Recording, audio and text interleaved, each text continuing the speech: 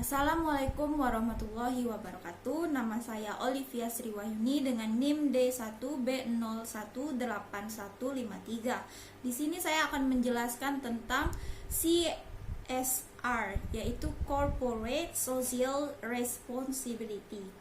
CSR atau tanggung jawab sosial perusahaan merupakan suatu konsep bahwa organisasi khususnya perusahaan adalah memiliki tanggung jawab terhadap seluruh pemangku kepentingan dalam segala aspek ekonomi, sosial, dan lingkungan.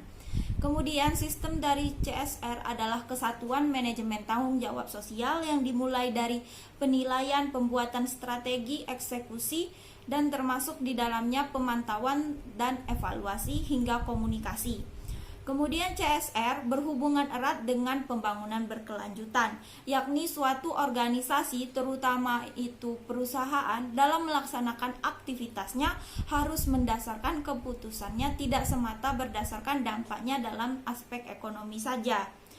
Kemudian pembangunan bukanlah upaya untuk meningkatkan kondisi ekonomi semata, namun pembangunan harusnya merupakan upaya untuk meningkatkan kesejahteraan masyarakat dalam pengertian yang utuh, yaitu sosial, lingkungan, dan ekonomi. Dimensi sosial, focusing on humanity and society, yaitu upaya untuk secara sadar dan terus-menerus meningkatkan kualitas manusia, baik yang terlibat dalam proses produksi maupun yang tidak terlibat dalam proses produksi. Kemudian dampak negatif dari kehadiran perusahaan adalah ketidakadilan sosial yang kemudian memunculkan disharmoni sosial, dan apabila tidak dikelola dengan benar, maka akhirnya akan menggerus kohesi sosial. Kemudian turut menciptakannya kondisi sosial yang adil, harmonis, kohesif, dan plural adalah tanggung jawab dari perusahaan di wilayah tempat ia beroperasi. Tanggung jawab tersebut mustahil bisa dilaksanakan manakala perusahaan tidak melakukan impact assessment atau analisis dampak sosial dengan mendetail. Sisi lingkungan, manusia hanya mampu untuk mengubah berbagai bentuk sumber daya alam, bukan untuk menciptakannya. Karena itu sumber daya alam pastilah jumlahnya tuh terbatas, terutama yang bersifat tak terbarukan. Dengan adanya kesadaran ini, maka pilihan-pilihan dalam mengubah bentuk sumber daya alam itu harus benar-benar difikirkan. Itu bukan saja untuk kebaikan generasi sekarang, namun juga untuk jaminan ketersediaan sumber daya alam bagi generasi mendatang. Prinsip yang harus dipegang teguh untuk memastikan bahwa generasi mendatang tetap bisa memiliki kemampuan untuk memenuhi kebutuhannya adalah harus dipastikannya daya dukung lingkungan tidak dilampaui oleh upaya pembangunan apapun, termasuk yang dilakukan oleh perusahaan. Suatu perusahaan akan diuntungkan jika melakukan peningkatan dari nilai tambah keanekaragaman hayati, terutama melalui industri pangan, kosmetika, dan obat-obatan. Karena yang pertama yaitu Indonesia merupakan negara mega biodiversity. Yang kedua, terdapat kecenderungan menguatnya gerakan konsumen yang sadar akan lingkungan. Yang ketiga, ada pemeliharaan hutan di Indonesia sangat memerlukan dana dari perhitungan carbon sink. Dimensi ekonomi. Tujuan awal dari eksistensi perusahaan yaitu memenuhi kebutuhan manusia dengan melakukan alokasi sumber daya dengan cara yang terbaik. Salah satu hal yang paling mengganggu kemampuan bisnis dalam mengalokasikan sumber daya secara terbaik adalah distorsi pasar, termasuk pengabaian perhitungan biaya sosial dan lingkungan. CSR hanya mungkin dilaksanakan bila tata kelola perusahaannya yang baik, namun juga perusahaan memiliki tanggung jawab untuk memasarkan ide tata kelola yang baik kepada pihak-pihak lain. Program promosi tata kelola melalui dialog kebijakan dan sebagainya seharusnya dilakukan oleh perusahaan sebagai bagian dari CSR-nya.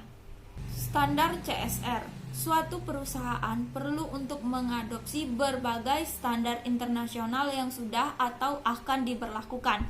Adopsi standar itu sangat penting untuk alat manajemen guna meningkatkan kinerja, membuktikan peningkatan kinerja, serta menaikkan posisi di pasar internasional.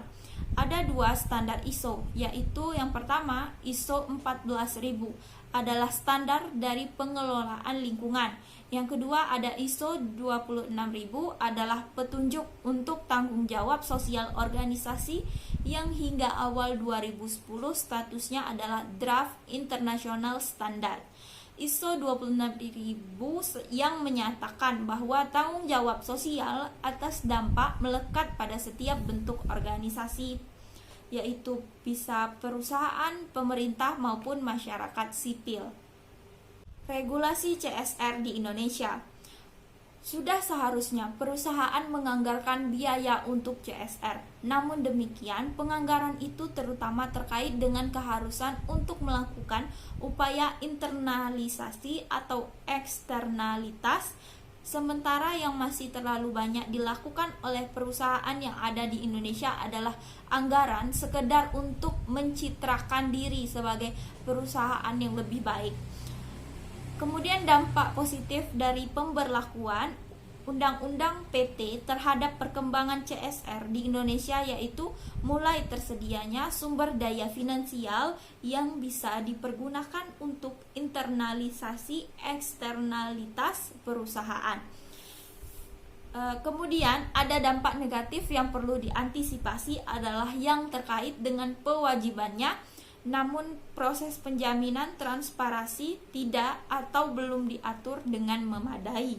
Pendapat saya mengenai CSR untuk pertanian berkelanjutan.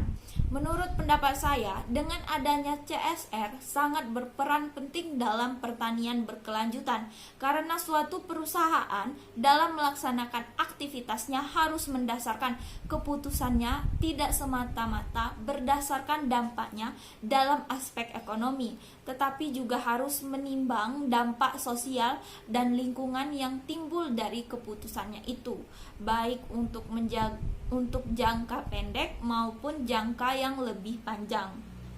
CSR yang ada di daerah saya yaitu contohnya sebuah perusahaan perkebunan kelapa sawit ASEAN Agri melakukan program CSR, yaitu masyarakat memperoleh pembinaan petani plasma yang mereka bina setiap harinya.